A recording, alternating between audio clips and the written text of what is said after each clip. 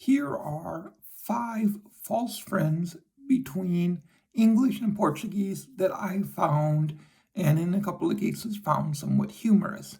False friends are words that sound like they're cognates, sound like they're the same, but have very different meanings or slightly different meanings depending.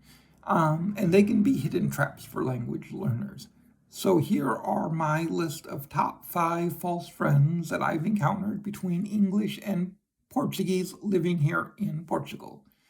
The first one is poupar and poop. And I promise I'm a serious adult language learner. Poupar means to save money, or to save, but especially money. Poop, of course, means caca. And I know this, but still, the first time I saw an ad where a man happily exclaimed, "You poo-poo no bingo doce," I laughed out loud. My English brain was like, no, please don't. The second one is collegio, a college. So, my first week in Portugal, I was waiting for the bus. Another bus went by, not the city bus, but a private one. On the side, it said Collegio de Santa Maria. I looked up and, oh my, the people on the bus looked young, like really young. I know, as you get older, college students start to look more like kids than young adults. And I'm getting to that age, but man, these kids were like 12. And that's because in Portugal, collegio just means school.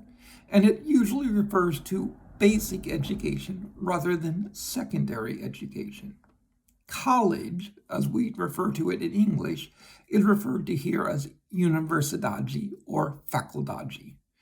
So that threw me. The third one I would like to talk about is kind of a more serious one, actual and atual. Okay, so actual in English means really, the true, honest thing. We say, oh, it's actually Friday, means like, oh, it's really Friday. Or this is the actual document, means it's the real document. It's not a fake, it's not a copy. Meanwhile, in Portugal, actual means current. Actualmente, the adverb form of actually, means currently, not actually. So when a Portuguese speaker tells you that they are actualmente no transito, they are currently stuck in traffic, not really stuck in traffic. And speaking of traffic, this brings us to number 4, traffic and tráfico. So, this one can get you into a lot of trouble. The Portuguese word for too many cars on the road is trânsito. Tráfico exists, but it's only used for smuggling drugs and drug trade. The traficantes are the drug traders. So if you tell a Portuguese or a Brazilian friend that you are caught in traffic, they're probably imagining that you're being arrested as part of a drug smuggling operation or something like that, not simply stuck in your car in transito.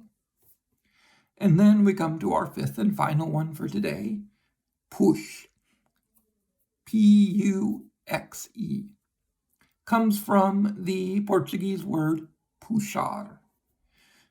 And because of the way the Portuguese pronounce the X sound, it comes out as push.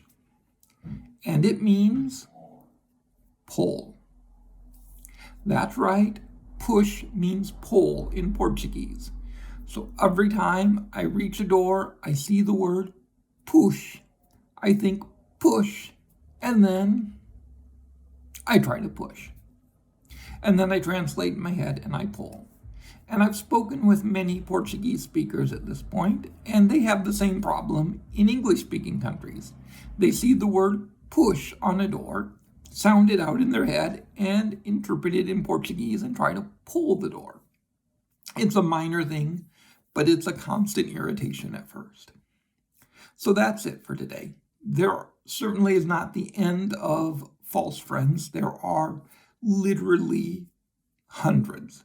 But that's enough for today. If you've enjoyed hearing me speak about this kind of stuff, leave a like, subscribe. If you've had your own experience with false friends, then leave a comment below, and we'll see you next time.